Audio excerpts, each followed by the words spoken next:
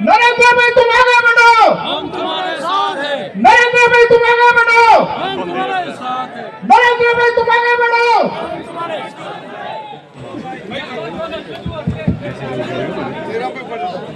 भारत माता की, भारत माता की जय जय श्री राम। बोल माड़ी अंबे, जय जय अम्बे, बोल माड़ी अंबे। जय जय अम्बे। बाजू बोलता नहीं कोई पाप लागे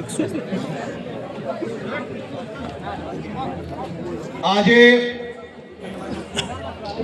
વડગામના સરકારી તાલુકા પુસ્તકાલયનું લોકાર્પણ પ્રસંગે મારે જ્યારે અહીંયા આવવાનું થયું અને આ વડગામની 18 વર્ણો ભેગી થઈ બધા જ સમાજના આગેવાનોથી લઈને યુવાનો આપ સૌના ચહેરા ઉપર જે ખુશી હતી અને જે વિશ્વાસ હતો આ જ વિશ્વાસથી હું ગુજરાતના દુશ્મનોની સામે લડું છું ને લડતો રહીશ।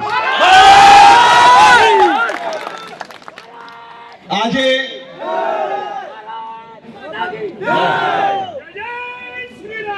जय जय श्री राम। વડગામ તાલુકા માટે આજે આપ જોઈ શકો છો આ અદ્યતન પુસ્તકાલય એ માત્ર ને માત્ર તમારા બાળકોનું ભવિષ્ય ઉજ્જવલ કરવા માટે આજે લોકાર્પણ કરવામાં આવ્યું છે। આ કોઈની માંગણીથી બનાવવામાં નથી આવ્યું। રાજ્ય સરકાર જે તમારી છે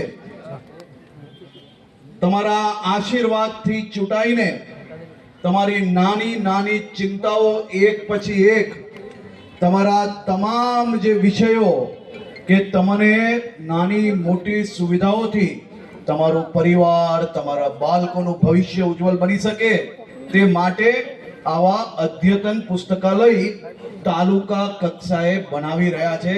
અને આજે જે પુસ્તકાલય આપ જોઈ શકો છો અહીંયા આમાં બાળકીઓ માટે તદ્દન અલગ વ્યવસ્થાઓ ઊભી કરવામાં આવી છે। આજના જમાનામાં કોમ્પ્યુટર ઇન્ટરનેટથી જે પુસ્તકો વાંચવાની હોય તેની બી વ્યવસ્થાઓ અલગ ઊભી કરવામાં આવી છે। એક સાથે 160 થી વધારે વિદ્યાર્થીઓ યુવાઓ અહીંયા વાંચી શકશે ને એમનું ભવિષ્ય ઉજ્જવલ કરી શકશે। આપણે વડગામમાંથી આવનારા સમયની અંદર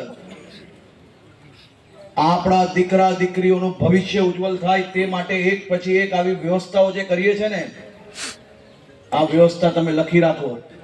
આ પુસ્તકાલય આવનારા દિવસોમાં અનેક લોકો DYSP deputy collector police inspector સરકારી નોકરીઓ અને વિદેશમાં ભણવા અને ભણીને મોટા મોટા ઉદ્યોગપતિઓથી લઈને બધું બનવાનું કારણ એ તમારી આ પુસ્તકાલય થવાની છે।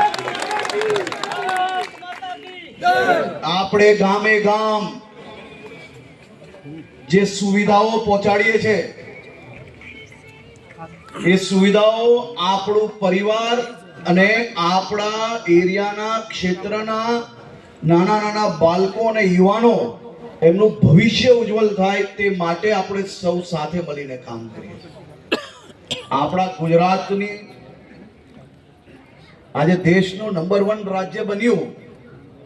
એ નંબર 1 રાજ્ય બનાવવા માટે તમે અહીંયા ઉભેલા સૌ લોકોએ રાત દિવસ કાલી મજૂરી કરી છે।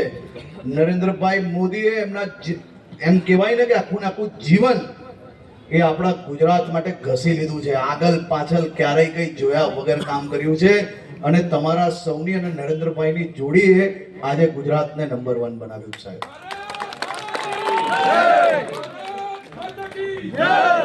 હું તમારો ગુસ્સો સમજી શકું છું।